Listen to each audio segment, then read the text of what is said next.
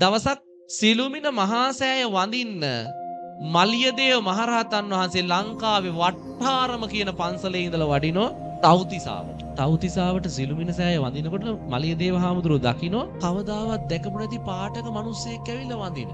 සිළුමිණ සෑය දෙවි කෙනෙක්. ඒ දේවතාවගේ ශරීරේ පාට රතු පාටයි.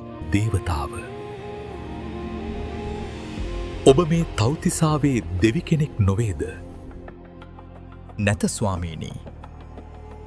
මා තුසිතයේ සිට සිළුමිණ සෑය වන්දනා කරන්න පැමිණියෙමි. අනේ දේවතාව ඔබ තුසිතේ ඉපදෙන්න කලින් කොහෙද ඉපදිලා හිටියේ? ස්වාමීනි මම ඉපදිලා හිටියේ ලංකාවේ.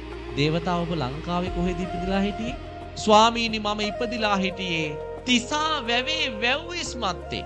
තිසා වැවේ වැව්විස් මත්තේ කොයි හරියද? වැලිතාවුල්ලේ. ඒ මහනවනේ. මලියදේව හාමුදුරුවොත් මේ දේවතාවගෙන් විස්තර ඇහුවේ සමීප නිසා. ඒ දේවතාව කියනවා ස්වාමීනි මම මනුස්ස ලෝකේ තිසාවැවේ වැව්තාවුල්ලේ වැලි පොළොව ඉපදිලා හිටියේ කුඩා ගෙදරක. මගේ අම්මයි තාත්තයි හරි දුප්පත්. මම පොඩි කාලේ බහතෝරන කාලේ අම්මගෙන් ප්‍රශ්නයක් ඇහුවා. අම්මා මට ඒකට දීපු උත්තරේ නිසා මම පින් කරගත්තා. මොකක්ද අහපු ප්‍රශ්නේ? අම්මා මේ ගස්වල මල් එක එක පාට එක එක සුවඳින් තියෙන්නේ ඇය? මේ බුද්ධිමත් අම්මා මේ දරුවා අහපු ප්‍රශ්නෙට වැරදි උත්තර දුන්නේ නැහැ. දීපු උත්තරේ තමයි පුතේ මේ ගස්වල මල් එක එක පාටට හටගන්නේ වෙන කිසිම හේතුවකට නෙවෙයි.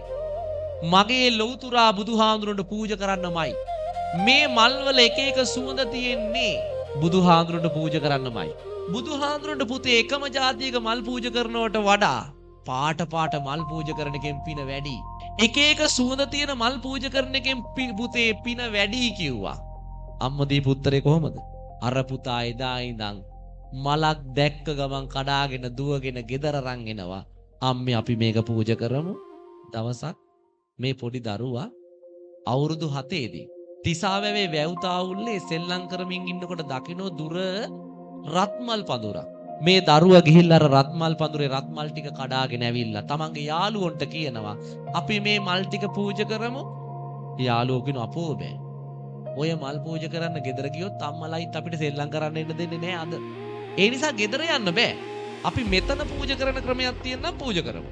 මේ පොඩි එක්කෙනා කියනවා මෙතන පූජා කරන්නත් පුළුවන්. මම පන්සලේ චෛත්‍ය දැකලා තියෙනවා. අපි මේ වැලි වලින් චෛත්‍යයක් හදාගමු. අපි වැලි වලින් මෙතන චෛත්‍යයක් හදාගෙන මේ චෛත්‍යෙට මේ මල් ටික පූජා කරමු. පොඩි එක්කෙනා පන්සලේ තියෙන චෛත්‍ය තමන්ගේ හිතේ මවාගෙන අර වැලි වලින් චෛත්‍යයක් හැදුවා. වැලි වලින් චෛත්‍යයක් හදලා අර චෛත්‍ය වටේට මල් ටික තියලා පූජා කළා. මේ පොඩි දරුවා වැලි වලින් චෛත්‍ය හැදුවත් පන්සලේ චෛත්‍යේ ඒ ධාතු ගර්භය හිතේ මවාගෙන මල් ටික පූජා කළා. ජීවමාන සංඥාවෙන් පින් සිද්ධ වුණා. හැබැයි ඒ දරුවා ගෙනාපු ආවුස එතනින් ඉවරයි. පෙර සංසාරේ කර්මයක් ඉස්මතු වෙලා එදා රාත්‍රී දරුවට උදරාබාධයක්. දරුව රෑ මිය ගියා.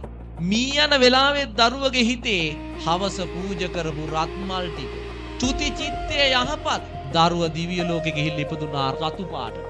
හිත අද එයි මරු පින් කරගන්නේ කෙලෙසද සෙට මරු නේය සිතන්නේ. ඔය ඇත්තොත් මමත් මැරෙන වෙලාව අපි කවුරුවත් දන්නේ. ඒ නිසා ඒ මැරිලා වැටෙන මොහොත වන විටත් අපි පිනෙන් පොහොසත් වෙලා ඉන්න ඕන.